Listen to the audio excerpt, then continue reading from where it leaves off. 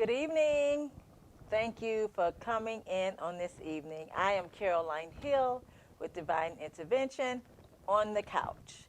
I thank you all for tuning in on this evening, and I have two very, very, very special guests this evening, Miss Sandra Anderson and Miss Fabianca. Say hello, ladies. Hello. Thank you so much for having us. You're most welcome. I would like for each of you to introduce yourselves to Facebook. So I am Sandra Maria Anderson. I'm an author, counselor, and the MAC at the Florida Department of Health. And I'm just so grateful to be here. Thank you. With you, Doc. All right. And my name is Fabianca De Jesus with Monarch Health Services. I'm a patient services navigator, and I'm so happy to be here as well. Aren't you? Thank you, guys. Now, Fabianca's a little nervous tonight, y'all. So we need you guys to like, comment, share, and also send these ladies some questions because our topic tonight is empowered. Now, what I think about being empowered is being innovative, strong, Yes. self-sufficient, not allowing no one to tell you that about your self-worth, knowing your self-worth on tonight. And I know you both know yours. Absolutely. And we want to educate the women on this evening about their self-worth because so much is going on out there in this crazy world that we women have to make sure we know who we are at all times. Absolutely. Now, we know this month is National Observance of Domestic Violence Awareness, okay? So today we're going to have some special, y'all be my special guests. We're going to talk about some things dealing with domestic violence and how it's affecting all women. Absolutely. And how it's affecting not just the women but the children. Yes. And it's so very important that we get the information out, that we educate ourselves as well as others, and know that there is a way out of this. Absolutely. You don't have to stay in it. Now, abuse and violence can happen any form. Any form. And normally we look at the black eyes. We look up the bruises that may be on our bodies, but it's more than that. It's deeper. You know, it's verbal. It's mental. You know, we have to make sure that we speak of all these on today. Yes. So, have any of you been a victim of domestic violence? Absolutely. I was in an abusive relationship for over 20 years of domestic violence. And I even chronicled a book about it because it's so horrific. You know, domestic violence is a silent crime that happens behind closed doors, but it has a loud impact throughout the entire community. So though it's happening behind closed doors and seemingly in secret, and sometimes, of course, it escalates to it's out in the public, and we've seen that on TV channels and social media, but domestic violence impacts the entire community and overall the nation. Yes. So it is never something that's just between two people. No. Ever. You have children that are involved, that are impacted for the rest of their life. There are other family members that are involved, and this just spreads out like a poison throughout the entire nation. So it behooves us to put this at the forefront of not just October, but of every single day and every single month of the year, because it needs to happen. It needs to happen before it happens to you. Definitely. Or before it happens to a loved one. Yes. I share those words with you, Sandra. I'm gonna share it.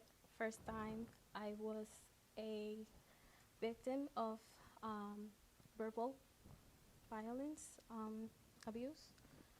I'm still going through healing process. But I think one of the first step that we have to take as well is recognize that in the situation that we are in, and then take the step, which is seeking help, mental health, and be aware that as well, it could be you, it could be your mom, it could be your sister, it could be your friend. And sometimes we have a lot of people around us, and we don't know that they are actually going through these things. And that's why I always say we have to be kind to people. Yes. If this is your first time coming out stating about Yes. your verbal abuse? Yes. Has this verbal abuse relationship stopped you from trying to connect again? At at some point, yes. Yes, because you have the fear of going through the same pattern. Um, you have that fear of putting yourself or being in the same position again. Um, but I think that most important is to know yourself and know your value. Definitely. And that will be a key for you to not be again in the same position, or at least in way how it will help you to know um, when you are around that situation, or when you are um, close to get a step into a situation like that. Have you ever recently been in a situation where you meet individuals, guys, okay, where you think of that abuse from your previous relationship, that even though he haven't shown any signs, that you tell yourself he may have those signs of abuse, and he may be good to you, but what makes you push back and take a chill pill for a minute? Because you're like stuck in between, because you're just now coming out with this Yes. for the first time, live on Facebook. So emotionally, where are you now? Emotionally, where I am loving myself, Yes. Getting to know myself even more, and learning how to think about myself too. Because sometimes we don't think about ourselves, and we think about what everything that is around us, Right. and we don't put ourselves first. That's true. Right now, I think I'm in a good place. Um, I'm in a good place right now. That's Okay. all I can say. Okay. Yeah. All right. Okay. Yes. And you, Miss Anderson, I've read your book, and I recommend so many people purchase that book, because you find yourself. Yes, you do. You find yourself within the book, and that book will allow you to go back and face your own demons. Yes. Because somehow, even though we can say, I'm in a good place, but are we really in that best place? You know, we can put that smile on every day. We go to work every day.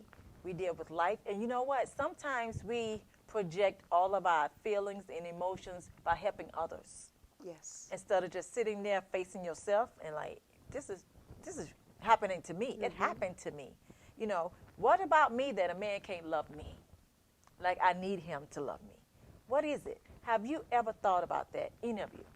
I have. I have thought about it, but then I realized after going through counseling, which I recommend everyone go through, we all have a past, we all have a story. Yes. And my story was marred in trauma from a very young age. And so I had to learn that healthy singleness is the best gift I can give to my spouse.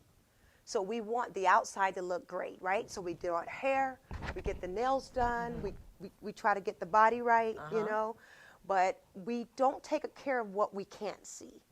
And what we can't see is this brain.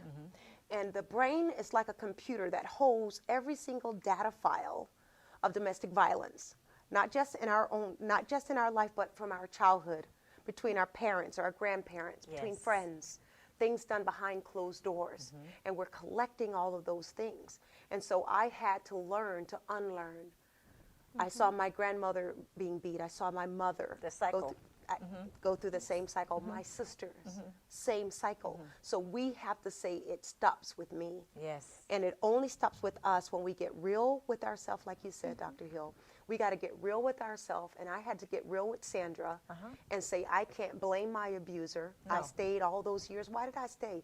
Why did I even attract this person out of 7-point-something billion on the billion people on the planet? You choose him. Why did I attract this person? Because we often attract some of who we are. Yes. Now, I'm going to say that carefully because I didn't want to be abused. No one wants to be abused and mistreated. But there's some type of pain and trauma locked up inside these bodies. We call it a pain body. And until we deal with that in our singleness and become a healthy single individual, we will always be seeking love, not understanding that there's no love without knowledge. That's true. That's so Because true. people perish from a lack of knowledge, not love. Not love. And love don't keep us together. No. As any divorcee, love didn't keep them together. It's knowledge and understanding that keeps us together. And some people look at love when it comes to sex. Oh, he loves me. So the sex is good, so that's love. He loves me because we have great sex. And that is not so true. No, because I have Love. you can have a vibrator. And that can love you too. All day. AAA. Become a slave to AAA, right? And you can call it whatever you choose. So that is still, kind of like, tantalizing parts of the body that's not love. That's an emotion. That's Yes, a feeling. And that's feeling. very fleeting. That's not love at all. And that is so true. So we have to recognize Yes. what is true love. And sometimes we really don't know what true love is. No, we don't. And if true love came today, will we miss it? Wow, great question. If true love came right now, will you miss it? That's a great question. Yeah, it is. Will you miss it because you're looking at over here and true love is right there in your face? Will you take it or will you dismiss it? That's the question. Yeah, It's a really hard question. it is. So that means we have to examine ourselves. Yeah. That's why I call it now a mission Okay. of learning yourself and being happy by yourself. Being happy with what you have and being happy on your own. Because once you learn how to be happy on your own and being happy by yourself, meaning in a healthy singleness, Yes. That's right. That's the key. then you will know when the right person is there. But, I'm going to beg the difference I a agree. little bit. A little bit. And the reason why I say that is even though you can be by yourself for years, and no matter how much you've been by yourself, you don't pray, God delivered you, and all of that, sometimes it's just that little thought. That little thought can come across your mind, but Mr. Right is standing right there. And you'll ask yourself, what do he want with me? Do he really want me for me, or do he just want sex? Do he want what I can offer him? I done it. What do he really want with me? Look, I done been abused, I done been with this, I've been with that, I've been married twice. Why me? But why not you? That's right. I like that. Why not you? Sometimes we put ourselves down so much because we're things that we done been through, and we can put our lives in a busy mode. Miss Anderson? Distraction mode. Yes. So we're not paying attention to what's in front of us. Busy. Yes, you're I always don't busy. have time now. Right. Yeah. And it's right there. God is giving it on a plate. And you just dismiss it and move forward. But we cannot do that anymore. Yes. Life is too short, number one. That's right. And when God give you your blessing, you got to take it. Take it for what it is. No person is perfect. No person is perfect. No relationship will never be perfect. But however, it's workable. That's what it's about. That's right. It's workable. So, do you have anyone to confide in? Did you have anyone that you confided in during your abuse? Was there anyone, or wasn't there anyone? I didn't. I think I did. Let me change that. I think I did have someone to confide in, but domestic violence is a very isolating crime. Yes. It's very shameful, and there's so many dynamics to domestic violence. It's very complex. So I may have had you in my life at that time, and you know how close we are. I feel like I Yes. can tell you anything. I see you as a confidant, as a mentor, as a role model, and I have so much love and respect for you. However, at that time in my life, because I think of my own trauma And me going through what I was going through, I don't think I would have confided, because again, it's so isolating. Domestic violence is an isolating crime because it's so psychological, Yes. tormenting.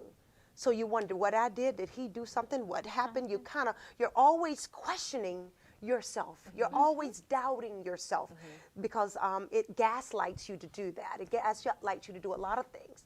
So you're so manipulated by, because it's not just abuse, it's this manipulation, this undercutting of your thoughts. So now what I'm thinking is not even, it's just a fantasy. It's not even real anymore, when you need to listen to what you're thinking. And that's, you'll know, I love what you said, Fabianca. You said, when you have your own voice, and when you know you have your own voice and no one is trying to take your voice, then you know you're in a good relationship. Yeah. I didn't either. For so long, I thought that I could fix it. Oh yes. And We feel that way. yeah, I could fix it. It's gonna get better. We can work it out. It does. It just gets Anyone worse. that is out there, it doesn't work. Get out of there. Get out. Because it's not gonna change. It's not gonna change. It's gonna be the same thing all over, because Or it's like you're worst. saying, or worse. It's like you say, Sandra. Is that manipulation? It's your fault, Oh yes. and that's not gonna change. And for so long, you think that you can change it, but it's not. You cannot. You The can't. sex doesn't change It it. will change The the good day that cooking, you leave. The good cooking don't change it. The No. sex don't change it. The dressing up in a sexy lingerie doesn't change it. The trying to be better, because that's what we do. We try to be better girlfriends, better lovers, better everything, and that doesn't change it, because you're trying to change the wrong thing. Yeah. Yes. The person, abusers are psychologically tormented themselves, and that psychological sickness will make me project that on you. Definitely. And we absorb that, thinking, questioning everything about us, when in fact it is because you have been either rejected as a child, abandoned, neglected, abused yourself. And for men, because they're so separated from that part of them, especially in certain cultures, Dr. Hill, some men I'm not allowed to cry, I'm not allowed to feel any other emotion, so I vacillate between the two polar opposites of anger and apathy. So either I'm very angry or I'm just quiet and docile. I'm not saying, because I'm planning. So we are not in touch with all those other emotions that God gave you. He gave you tears to cry, but men don't believe that they can cry. Right. Well, and I heard something from Dr. Thicklin today that was so powerful. He said the Lord didn't give you a uterus, so you can't have a child. So asking you to have a child would be unreasonable. Right. But asking you to cry because you need to feel the feelings of being a human being is reasonable, because he gave you tear ducts. But a lot of men are not in touch with that part of them that needs to cry, that needs to say, you know what, I'm sad, I'm disappointed. I felt this today. Not in touch with that. Right. And whatever I'm not in touch with, I get very angry about. So when you're expressing it and I see that in you, now I want to beat it out of you. And I want to beat it. And I want to beat it because it was denied in me. Yes. So we make monsters out of men when we don't allow them to cry, to be human, to be in touch with their emotions, to say, you know what, that hurt me, what you said, that hurt. Or just to cry and not feel like I'm weak or I'm a punk or whatever. All this other negative narratives we hear. You are a human being.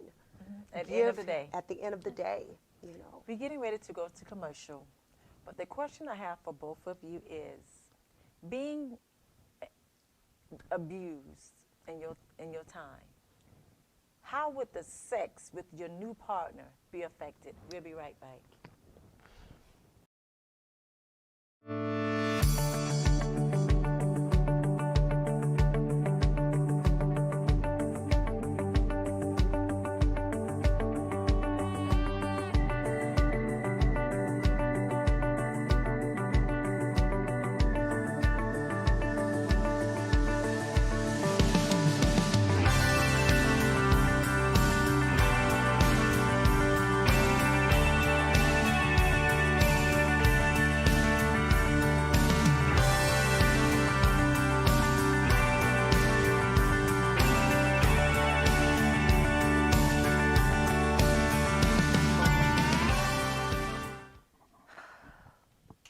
welcome back to the couch. I am Caroline Hill, Executive Director of Divine Intervention, and I have my very special two guests on the couch, Miss Sandra and Miss Fabianca.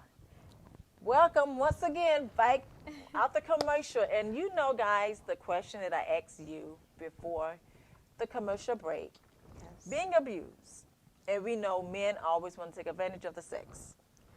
But now, if you get into a new relationship, how will the sex be affected?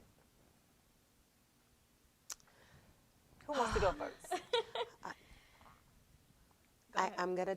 Okay, I'll go first. So, what a great question. Thank you for asking such an authentic question, because it is important to talk about.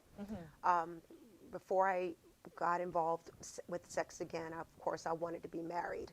And I wanted to go slow because I wasn't really ready for another relationship. I wanted to get healing. I wanted to get healthy. I was at church when I met my second husband, and he's, to this day, an amazing man. And I told him about my diagnosis, supported me with my education, all my dreams, just supported me. But when it came to sex, I tried to be, again, what I felt that my partner needed me to be. Okay. And it was easy because when you're loved that way, it's easy to be who you are. Yes. And they allow you to be who you are. So he allowed me to be who I was. One thing, though, is I needed to hear him talk during sex. And I'll tell you why. I needed to hear his voice. Yes. So to close my eyes wasn't going to work. It just wasn't going to work. And some people think that's kind of weird. You should have your eyes closed and flinging your hair back and moaning and enjoying this intimacy with your partner. But it's not that way when you've come from an abusive situation and now you're in a loving relationship.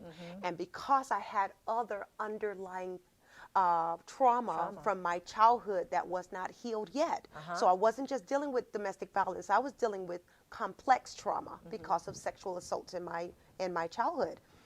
So I needed him to talk to me, and I needed to look at him because I needed to not see the ghost. If that makes sense. Yes, it does. And you will see that. Anyone who's been traumatized, it will leave an imprint on you. So that's why counseling is important. Counseling is imperative. And that's why I became a counselor myself, because I know the benefit of counseling. It blessed my life.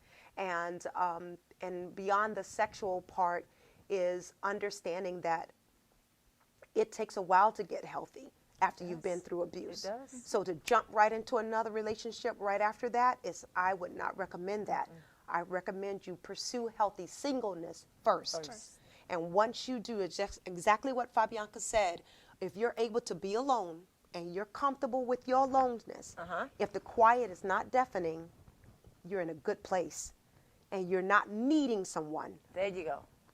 You don't need them. You want them. Now you're in a healthy place. Yes. Baby? I do share the same as Sandra. It's really hard because you have that fear of, am I being used? Is the same thing is going to happen again of knowing this person and then all of the sudden it's disappear. But I think that that's a part that where the healthy singleness work, because once you know that you're not comfortable, you will know how to shift out of that situation or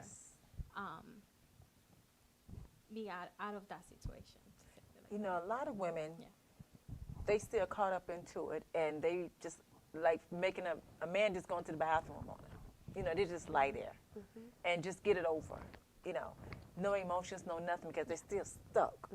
You know, and as they continue to have sexual encounters with these men, they being traumatized all over again. All over again, over and over and over again. So instead of them getting better, they're getting worse. You know? So I would like for you, Miss Anderson, to look into that camera and encourage the women who are still in it or who the ones that gotten out but haven't healed as of yet. Yes. Yes. What needs to be done? And when Miss Anderson get through, Fabi, I need you to speak it in Spanish. Okay. Okay.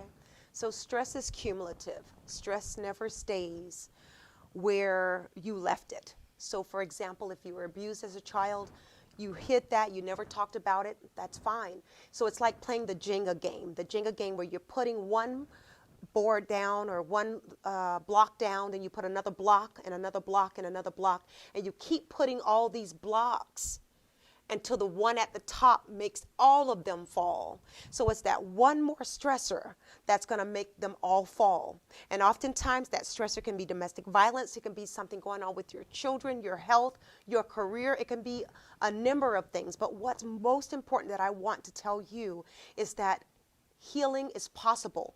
Dr. Paul Heckstrom said it best. If we are teachable, we are fixable. But we must be teachable. I had to be teachable. I had to get real with me because we're not fooling no one else. No.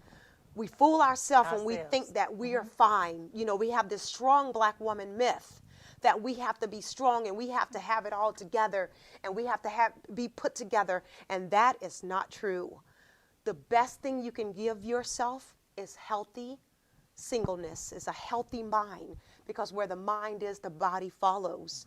And when I got myself to a place where I was so broken, I was so broken. I had an amazing spouse at that time that supported me, that went to my doctor's visits with me, but at the same time, it was not enough to save the marriage because of the cumulative stress. And so it just built up like that Jenga game, and then it all falls down. And so I had to take accountability. No more blaming others. The blame game is lame. Stop blaming whomever. You must take accountability for your life, for your actions, or for your inactions and that apathy. And that's what I had to do.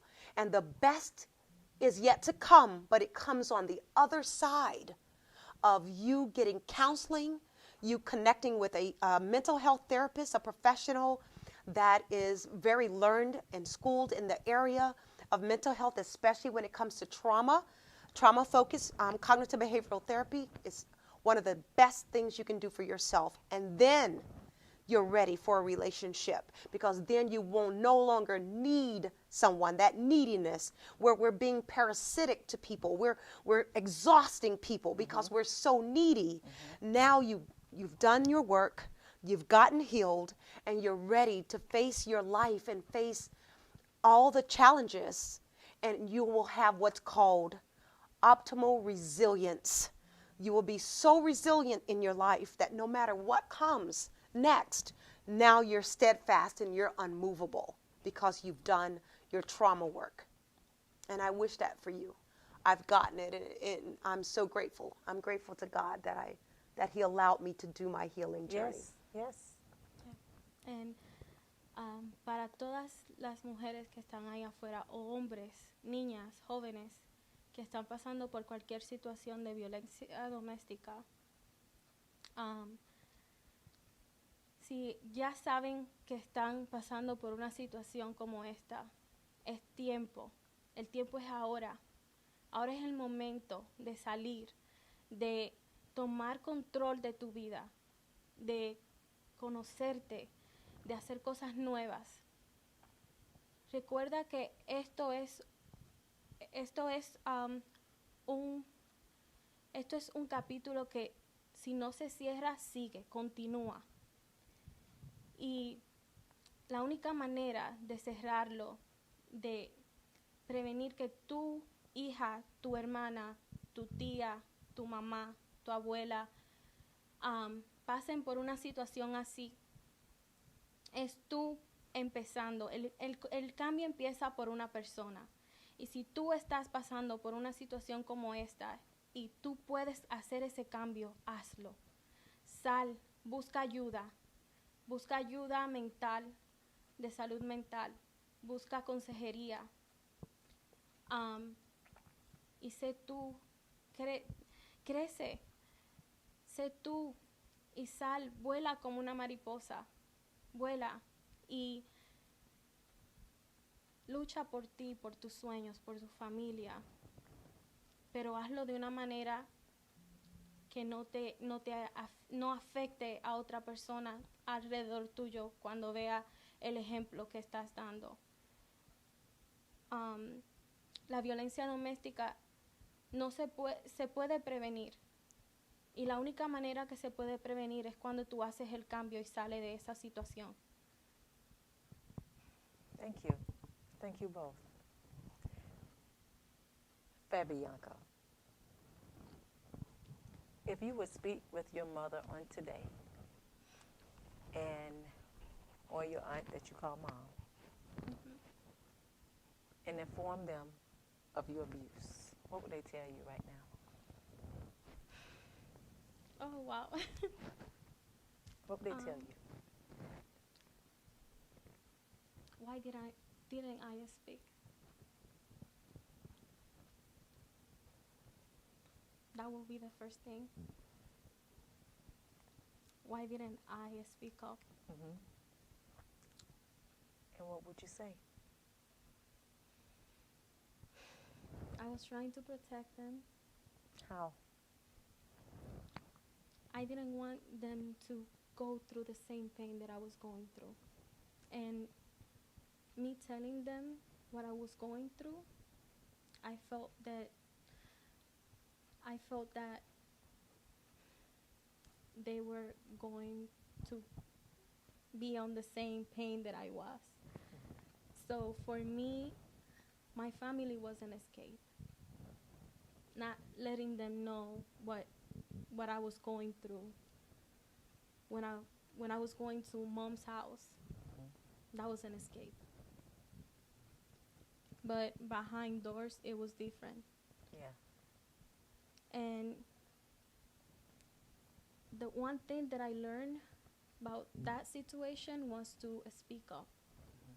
Because I learned that me speaking up, I can help others to come out of that situation and speak up out as well. Yes, yes. Even though you don't have any kids, but hypothetically you had a daughter, and you've seen it. She's hiding it just like you did, that generational curse. How would you help her? What would you say to her? And she haven't even opened her mouth to you. How could you get through to her? I will tell her that it's okay there's nothing wrong with you. There's nothing wrong with you.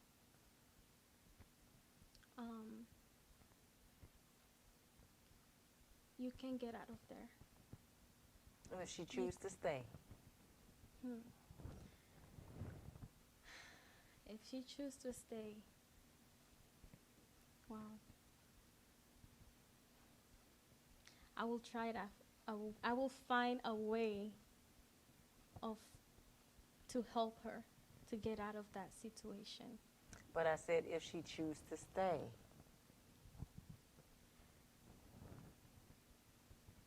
Her moment will come when she opens her eyes, and she will find a way to get out of that situation. But me, as a mom, I will be there for her. And hypothetically speaking, suppose her only way out is death. How would you deal with that as a mother? Would you blame yourself because you did not get out of yours on time and early enough, that you did not maybe educate her with that information early on, and that you helped yourself but you could not help your own? What would you be mentally? I think I will be devastated. Yeah. Because I think I will be devastated because you don't want your family to go through the same thing that you go through. Right.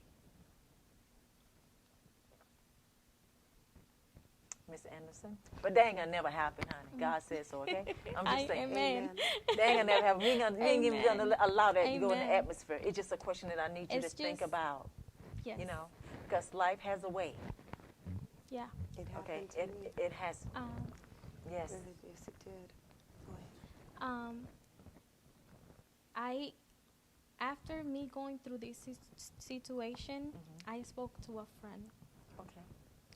and I find out that she was also being a victim of abuse while she was a child. And me talking to her, me sharing my story, helped her to come out of that whole situation that she was going into. And this is a process that it doesn't end Right. fast, because it's like after you break a cup, it could never be fixed. Without cracks in it, right? Exactly. It will never be perfect again. Exactly. So I seen my friend getting out of that situation and speaking up and standing up for herself. And the only way that you can help others is speaking up and extending your voice, making your voice loud, in a way that other people can identify, and they can say, okay, I'm not alone Right. in this. We have to go to commercial, but when we come back, the question is to you now, for you to think about, what were some of the early warning signs that you seen way ahead before the abuse really started? We'll be right back.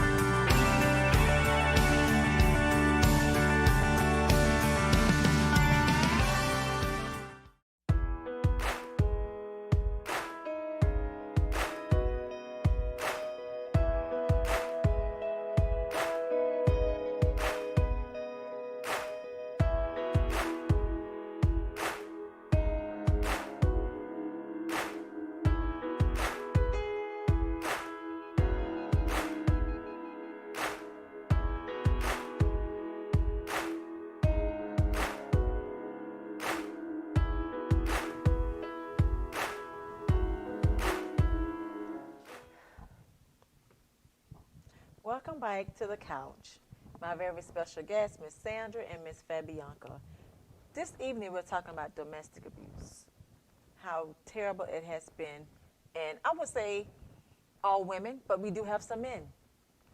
But lately, it has been so many women dying by the hands of men, their husbands, their partner, and not just them, but their children as well. And it's becoming such an emotional state right now where something has to be done. And the question I asked you ladies before the commercial, what was the early warning signs that you saw before the punching of the eye and where the abusers was visible? You know, we have those that was hitting, you know, that nobody couldn't see. So what were some of you guys' early warning signs? For me, it's always your fault. It's always your fault.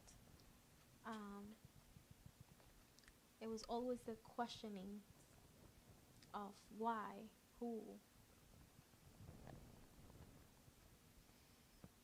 The questions about smallest things, questionings, and the blaming. That was one of the first signs that I saw. Okay. Sandra? You know, similar to a pimp, Caroline, is there's this grooming process that happens early in relationships with abusers. They know exactly what they're doing. Yes, they do. And so they will come in and woo you, tell you that they couldn't live without you. Warning sign, you should be able to live without me. Yes. I'm not your God. And I Definitely. don't want to be your idol. So that I can't live without you. You're so beautiful. All that is a part of the grooming process. So warning sign number one is, I can't live without you. It sounds very romantic. Oh, it does. You know, very melodramatic. Make you feel like you're the only woman in the world. Absolutely it does. But it's a setup. Because abuse also looks like, if you leave me, I'll kill myself. Yes. You Oh, see? yeah. So you know that that type of narrative. Watch that type of language. If you don't have your own personhood outside of me, and somehow you have integrated who you are with who I am, there's a problem with that. Yes. Even in marriage, we should have our individuality. Yes. You see? But this type of possession and domination and control takes over the personhood. Like you were saying, Fabianca, your phone, who you talking to? Why are you dressed like that? Pull your blouse up, too much cleavage is showing. And then it goes there. And then it goes beyond It gets there. deeper. And Yes. then it gets deeper. I know a young lady in Virginia who we were teaching we both taught aerobic classes. And I lived in West Palm, of course, and she was in Virginia. I only went up after she had passed away. Her husband was very verbally abusive and verbally controlling. They had 4 beautiful children, and it was only until she said, I can't take anymore. He had so beat her down emotionally with his abusiveness, with his paranoia. Yes. Okay, wondering where she is, who she's talking to, all those types. Never put his hand on her until the night she packed her bags and got ready to leave. And when she got ready to leave, she slept in the basement as opposed to in the bedroom. And the kids were awakened to gunshots. And when they woke up, they thought it was an intruder. And they had to step over their parents' body when they got down there to get to the phone to call the police saying there's an intruder that killed my family. Of course, they didn't know. They're young kids. And later on, it was discovered that, he said, oh, you're not leaving me. Remember, you're my everything. That means I can't live without you because you're my everything. And that's why a lot of these perpetrators of abuse and these batterers not only kill their spouse or their partners, but they also kill them, turn the gun on themselves because she was there. No one should be your everything. You're making an idol out of a person. Become fatal attraction in a sense. Absolutely, absolutely. And only God should be everything. that person, Yes. that source of our everything. Only God should be that for us. I didn't create you. No. I didn't make your heart to beat. I didn't create all the atoms and arteries and organs and every amazing thing about you. I'm not God. And so be careful when someone says, you're my everything. Definitely. And then it starts off trying to control. Oh, he loves me. He giving me so much attention. You see, he's outside. I didn't even know he was out the door. He's crazy about me. Yes. Yeah, he's just crazy. He's just crazy at the end of the day. Yes. Now, and we see that as we see that. We see that as cute, as romantic, adorable. Like, that's making me feel because my father didn't give that to me. Yes, so you have that hunger for it. Yes, ma'am. Fabi, have you ever thought about suicide?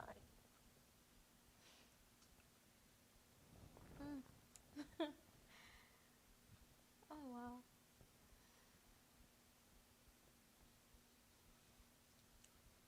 Yes. Why? What made you get into that mental state of taking your own life over a man and over a way that he was treating you? What put you there? Feeling that I was alone. feeling that I thought that I could take myself out of that situation, but I didn't at that time because it was more me trying to help this person than helping myself. Yeah. How do you feel about yourself now? Since you didn't do it, how do you feel about Fabianca now, right now, at this moment? I feel proud of her. Awesome. I talk to her every day in the middle because she took herself out of that situation, and when she was on her lowest point, she grabbed herself and she moved forward. Yes. She moved forward, and she is an independent woman with a lot of dreams, a lot of plans in her life that right now she doesn't want to stop. You shouldn't. She should not stop. Continue to pursue and pursue. Yeah. You know what? We as women don't realize how strong we are, how innovative we can be. You know, if we just realize, I say a joke all the time, God should have made woman first, then made the man. Because we carry them a lot, you know. If we have kids, we work, we do all of that. And at some point in our lives, we allow a man to denounce us, to take away our self-esteem. Who he is, who do he think he is at the end of the day? Yes, absolutely. We have more power than he can realize. And once we realize it, that's when we're powerful. That's right. Now, I know just not women going through domestic abuse. I know there also are men. I don't know how much of a percentage, but Ms. Anderson, can you just speak of that before we get ready to close out? Absolutely. So I had the privilege and the pleasure of speaking to Christopher, who works here at Monarch, about domestic violence in the LGBTQ community. And he we just dialogued a little bit, and he let me in on his own personal life and how he went through domestic abuse as well, being stalked, the whole nine of domestic violence. So we know that it is not as common as women, but it is among men. Men are being abused by women, physically, emotionally, mentally, manipulated.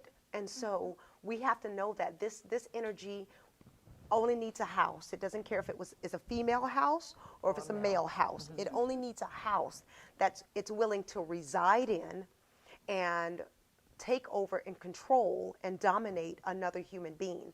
Oftentimes, it is because I am out of control that I need to control you. So if I need to control you, if I need to manipulate you, if I need to gaslight you, if I need to do anything to you, it's really witchcraft. At the end of the day. It really is. And it's a lack of me having control of me. I have no control of me, because people who have control of themselves do not need to control another human being. Go. Yes. And he shared his story with me. It's absolutely powerful, and it will be on a High Five Friday segment. Awesome, awesome. You know, I feel like we need another hour.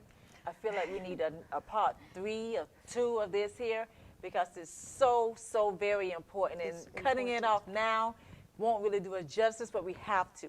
Okay. But the thing about it is, you guys will be back, and you will be back next month, because we have to follow up with this, because it's so important that we have to get the word out there. Yes. We have to help save our women as well as our men. Doesn't matter what lifestyle you have. It doesn't matter who you are, because we are strong individuals at the end of the day. And being minorities, number one, Yes. we have already so much things up against us. Why add one more? Absolutely. Why add one more thing on our daily journey? Because of someone feel like they need to be in control.